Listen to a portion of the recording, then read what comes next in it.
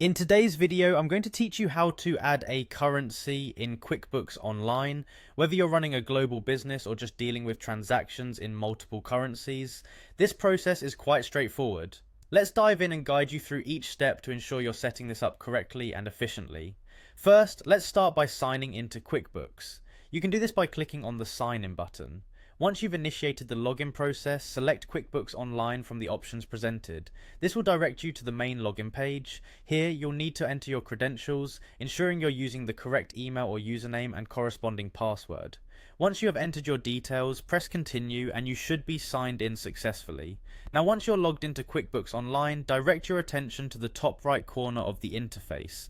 This is where your settings are located. Click on the settings button. The settings panel will offer a variety of options, but our focus will be on account and settings. Clicking on this will open a new page with several categories. Within the account and settings menu, you will find an option labeled advanced on the left side. Click on it, which will expand the advanced settings section. Now we're getting closer to adding your currency. Within the advanced settings, you'll notice a currency section. Click on this to proceed.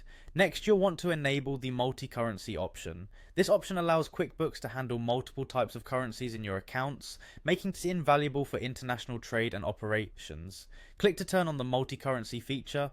Once activated, you'll be prompted to acknowledge the implications by checking the I understand box. Make sure to read any terms or conditions, and once you're comfortable, check the box and then click Save to confirm this change. Having turned on the multi-currency feature, you might want to navigate back to the Advanced tab briefly to ensure everything is updated correctly. Once you've verified this, you'll then revisit the currency setting. At this point, you'll see a link to manage currencies. Clicking this will take you to the currency management interface.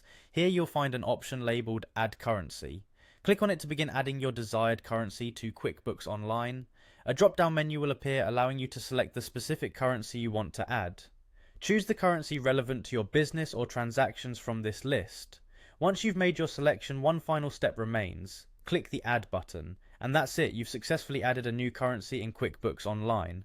By following these steps, you can now manage and process transactions in the newly added currency, helping to keep your financial records accurate and up to date. I hope this was helpful and thank you for watching. If you have any questions, feel free to leave them in the comments below.